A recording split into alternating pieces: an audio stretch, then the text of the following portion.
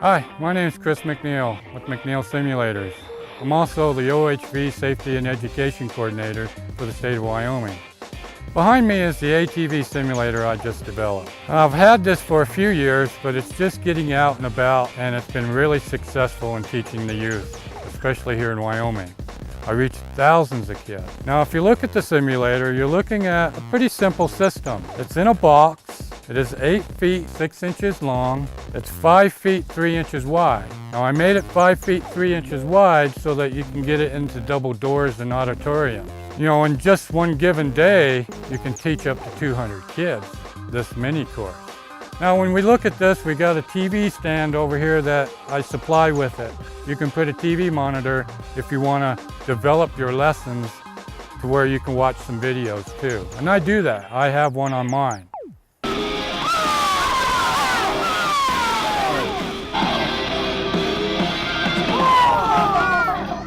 What's wrong with that picture? They're not wearing safety gear. There's two people. It bolts up here on the corner.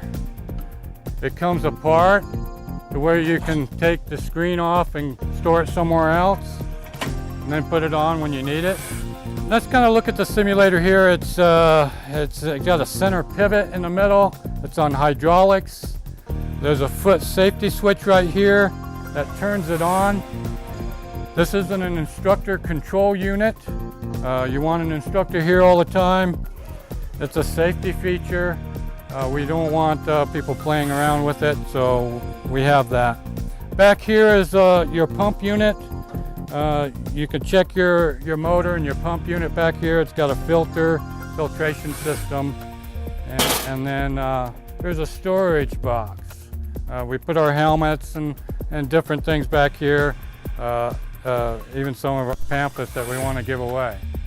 And then the jack right here, if you turn the jack, you can start lifting the axle, which brings the unit up so that you can move it and be portable.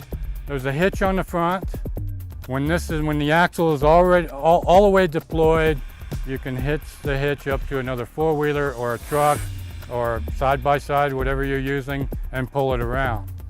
Now with my simulator with the state of Wyoming, I have a safety trailer. It's like a toy hauler, and I just put the whole unit up together. I use a Grizzly 700 with a ball hitch. I hook it up and just put it up and carry it around with me around the state. When you get the four-wheeler off the simulator, you can put this table on. It is also hard mounted to the receiver on the simulator. Now this table is used for the snowmobile. You'll get some mounts that mounts to the snowmobile that mounts onto the table. It's just a little bit higher up, but this table makes it a step onto the snowmobile. Now, like I said before, this unit is really built for the school system. I can get into the schools and the fairs and set it up and give a mini course. Now, after I watch the TV screen and talk about ATV safety and why, these things are dangerous, we get someone up there and they help us understand what to do to be safe on these. Now, we go uphill. It's about an 18 degree slope. I don't want to go any higher than this. Depending on who you have on this, you don't want to go too much higher. But we can teach the kids how to shift their weight, stand up, get in a posting position, get their weight up here. And if they don't fit the four-wheeler, we can show them that they don't. And then look at Jackson when he reaches out to the handlebars. Look at his arms. Are they locked or are they bent? They're locked. And especially when he turns a corner, look at his arm. He may not be able to control that brake. And plus his arm's locked, and if he hits something in the trail, it can break his arm. Just like that. So Jackson needs to slide up on that seat. Bend your elbows a little bit, but he still can't. So what do you think? Is he too small for this machine? Yes. He is. Do they make different size four-wheelers? Yes. Yeah.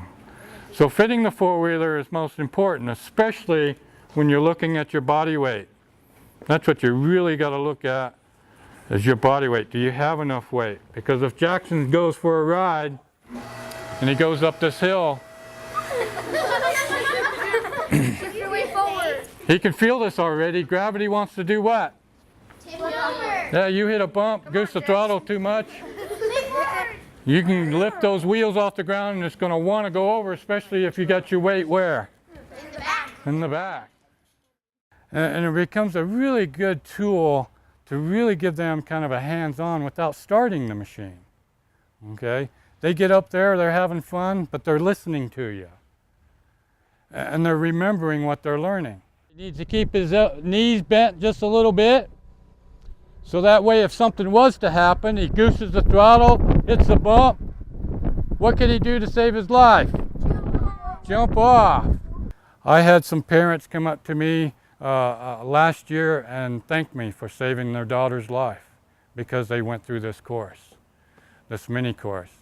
You know, that was quite humbling to think that the girl remembered how to get off this thing. I call it a Superman. Just get off and save yourself if you think you're rolling back and you can't control it and you're going to roll over.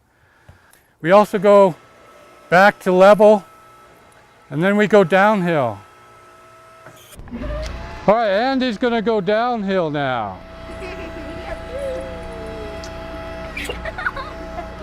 What does that feel like? Yeah. Center of gravity is now wanting to go forward. You hit a hole or you hit the front brakes, you can be flying over. Now here's what happens. People get on top of the hill and they forget to do something as they go down. What is that? Lean back. Lean back. Go ahead and shift your weight back. Can you do that? See, here's that. That's a common mistake that everybody does, is lean back. Now you need to shift back. Can you slide back on that seat? There. A little bit more? All right. Now we come back here to normal, and then we talk about going up the hill again and maybe doing a U-turn on a, transversing the hill, doing a U-turn on a hill, always on the uphill side. Okay. You can take that, you can do that, or you could do that.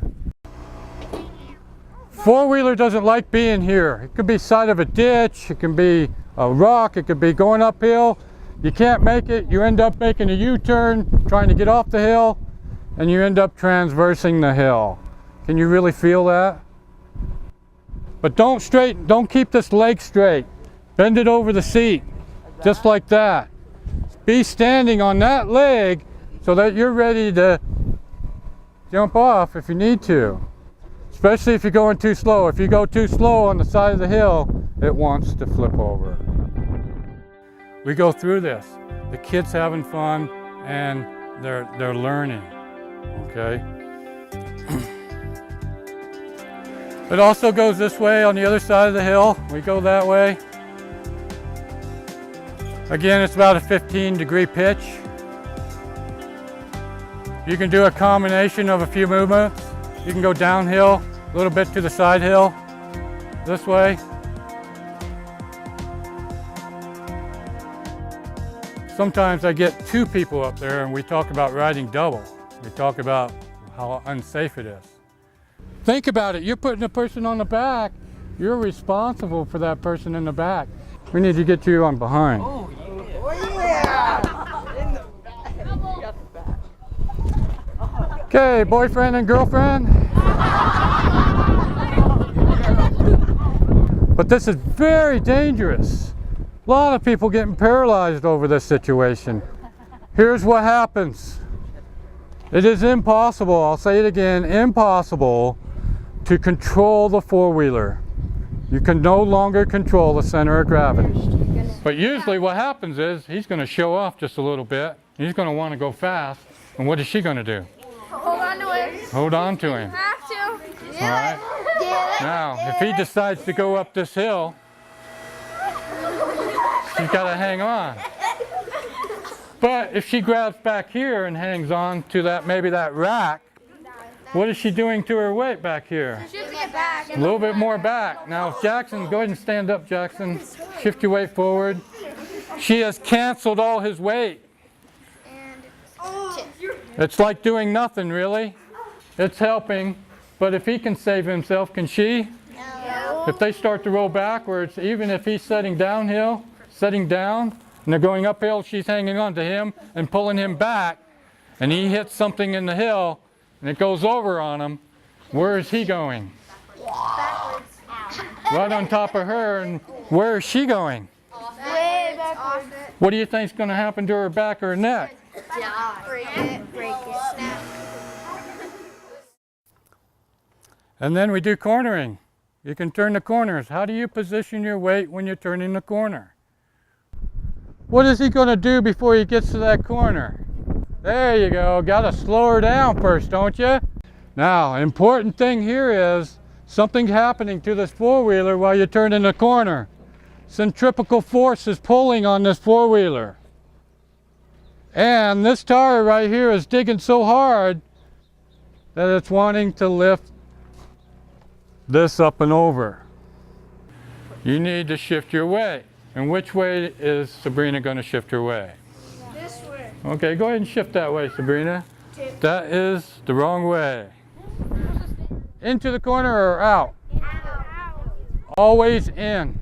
Just slide off the seat and get your upper body into the corner and watch that corner. So get your weight in there, and as you're shifting, if you're still going too fast and it wants to roll, she can save herself by just falling off. She's in that position to save herself. And believe it or not, almost 90% of the kids want to shift their weight out. They can't believe that you got to go in. They want to shift their weight out.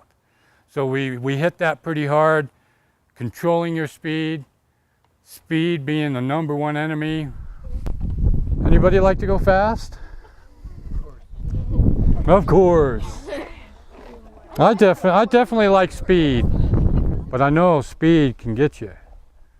Speed is your number one enemy on a four-wheeler. So we try to drown those principles into the kids at the schools. We have a group that's here about, I would say, 25 kids for an hour. You can do a lot in an hour.